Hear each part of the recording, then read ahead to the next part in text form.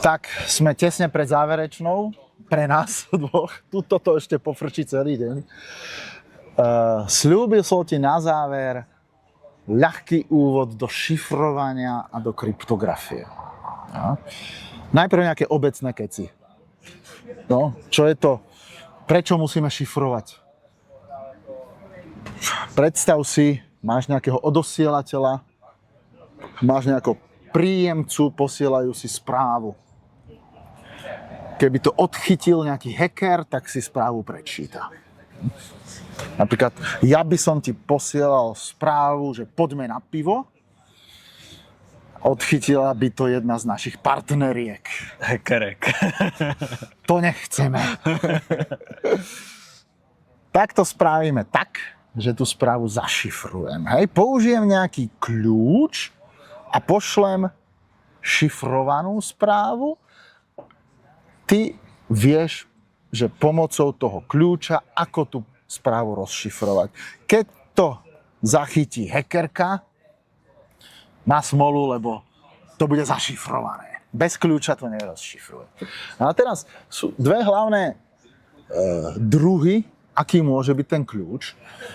A najbezpečnejšie sú tzv. Metódy súkromného kľúča. A to je strašne jednoduché. My dvaja sa dohodneme, že ako si tú správu budeme šifrovať a nikomu to nepovieme. Takže ja ti namiesto pošlem ti správu, že namiesto slova pivo ti pošlem, že knižnica. A si to hackerka si to prečíta, že oni chcú ísť do knižnice. A my vieme, že ideme. To je súkromný kľúč, že ty rozumieš tomu, ako som to zašifroval. No, teraz keď si niečo kupuješ na internete a chceš tam poslať číslo kreditky, samozrejme nemáte žiaden súkromný kľúč. Nemáte nejako dohodnuté niečo, čo ste nikomu nepovedali. A musí sa použiť tzv. Metóda verejného kľúča. A teraz nebuď prekvapený, ona spočíva v tom, že ten kľúč pošleš spolu so správou. No a jak to, že to ten hacker nerozluští, když se dostane tak a teraz príde fantastická otázka, teraz príde tá troška matematiky. Poviem ti matematickú poučku v mojej úprave. No, tu som ju aj napísal. Že predstav si, že máš nejaké veľké číslo n, ktoré je súčin dvoch prvočísel p a q. A moja matematická poučka je, že existujú rovnice, ktoré obsahujú toto n, ktoré je ľahko vyriešiť, keď poznáš p a q, keď poznáš ten rozklad na prvočísla. A je ich veľmi ťažko vyriešiť, keď ten rozklad nepoznáš. Konkrétny príklad. Tu je tá rovnica. Má nejaké veľké číslo n a nejaké číslo m, ktoré je menšie. A teraz rovnica, to bolo vždycky, že sa hľadalo x. Hej? Takže úloha. Nájdi x tak, aby platilo toto. To znamená, že to x dáš na tretiu mocninu, predelíš to tým veľkým n a urobíš zvyšok po delení. A ty chceš, aby sa zvyšok rovnal tomu malému číslu m. To je úloha, matematická úloha, zvyšok po delení si našli. Pamätáš? Ver mi, túto rovnicu je ľahko rozriešiť, ak poznáš rozklad n na prvočísla. A je veľmi ťažko ju riešiť, keď ho nepoznáš. S dôkazom ťa neidem zaťažovať. A teraz, ako funguje šifrovanie po internete? Predstav si, že si niečo objednáš na Alze a chceš im poslať svoje číslo kreditky. To číslo kreditky nazvime, že X. A teraz krok 0 je, že ty akože dáš vedieť do Alzy, že hej, chcem vám poslať číslo kreditky. A server v Alze ten povie, že podržte mi pivo, hold my beer. Prvý krok, čo urobí, je, že on tajne vybere dve veľké prvočísla P a Q. Každé má 300 číslic. A urobí ich súčin. Veľké N. To bude číslo, ktoré má viac ako 600 znakov. To urobí u seba v tajnosti. A teraz urobí prvý prenos informácie, že verejným kanálom tvojmu počítaču pošle to veľké číslo. N. A teraz, ty si naťukal číslo kreditky X. Tvoj počítač to číslo kreditky dá na tretiu. Predelí ho tým veľkým číslom a vyráta ten zvyšok poddelení. No, to sú všetko triviálne operácie. Dostane malé M. A teraz on verejným kanálom toto malé M pošle naspäť do Alzy. A teraz v Alze chcú vedieť číslo tvojej kreditky, takže oni potrebujú vyriešiť, nájsť X také, aby spĺňalo túto rovnicu. Hej. A pre nich je to jednoduché kvôli tej poučke, lebo oni poznajú to P a Q. Vyriešia a majú tvoje X, majú tvoje číslo kreditky. Predstav si, že to počúva hacker. Ten má túto informáciu.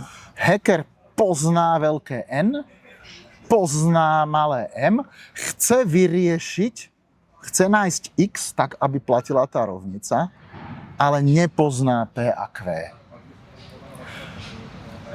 To X z toho nevydoluje? Jedine, že by mal k dispozícii Kvantový počítač. s miliónom kubitom, s funkčnou korekciou kvantových chýb. Na to, že to hackeri nemajú. Tak doufám, že bude platit to, že za 3 roky se tady nesejdem a budeme volat, ten pan to všechno platí. Abys měl ještě z čeho to zaplatit. Tak a ešte dve perličky. Dnes, keď sa povie krypto a máš doplniť slovo, nikto nepovie grafia. Čo všetci povedia? Kryptoměny. Kryptomeny. Kryptomeny, hlavne Bitcoin, sú zašifrované trošku ináč ako týmto rozkladom na prvočísla, alebo touto RSA šifrou. Oni sú šifrované tzv. Eliptickými krivkami. Každopádne, pre staré Bitcoiny a staré Ethereum, keby sme mali kryptograficky relevantný kvantový počítač, on ich rozšifruje.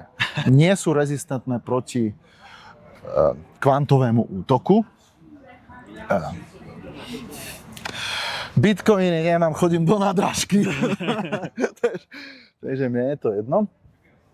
A druhá vec, samozrejme, kryptografi nie sú hlúpi a už sú navrhnuté alternatívne schémy, to znamená šifrovacie schémy, ktoré nepracujú na tomto princípe. Sú to tzv. Šifrovacie schémy odolné voči kvantovému útoku. No a bezpečnostné agentúry strašne akože nabádajú k tomu, aby už sa prešlo na šifrovacie schémy, ktoré sú akože v bezpečí voči kvantovým útokom. Môžeme. Prečo nie? Uvidíme, aký bude ten vývoj. Tak na kvantové šifry. dnes si dostal ten prehľad. Dúfam, že som si ťa namotal. Tak uvidíme, ako nám to pôjde v ďalších hospodách.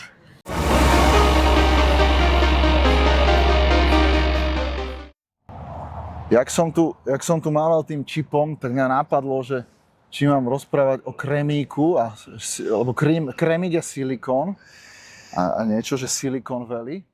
A ja som ti nehovoril, že ty si bol iba môj výber parťáka číslo 2. Až druhý, a kto byl první? No, žiadna konkrétna osoba. Ja som rozmyslel, že to nebudem robiť s filozofom alebo politologom, ale že to spravím s nejakou vypatlanou blondínou, vyložene takou takou silikónovou, s umelými ceckami a vtáčim piskom a tak ďalej. A volalo by sa to ináč. Volalo by sa to, že nie je silikón ako silikón. Ja som mal ešte jeden nápad. Ja mám jedného kamaráta, ktorý je stavbár. A ja som mal nápad, že by som to robil s ním, že by som kvantovú fyziku vysvetľoval stavbárovi. Hej? A nazvali by sme to, že buršty, pivo, qubity a sadrokartón. A striedali by sme sa, že ja by som mu vysvetlil niečo o kvantových počítačoch a potom on by mi vysvetlil niečo, že ako omietnúť miestnosť, hej, alebo ako okachličovať kúpeľňu. Takže výhodou by bola asi vyššia sledovanosť.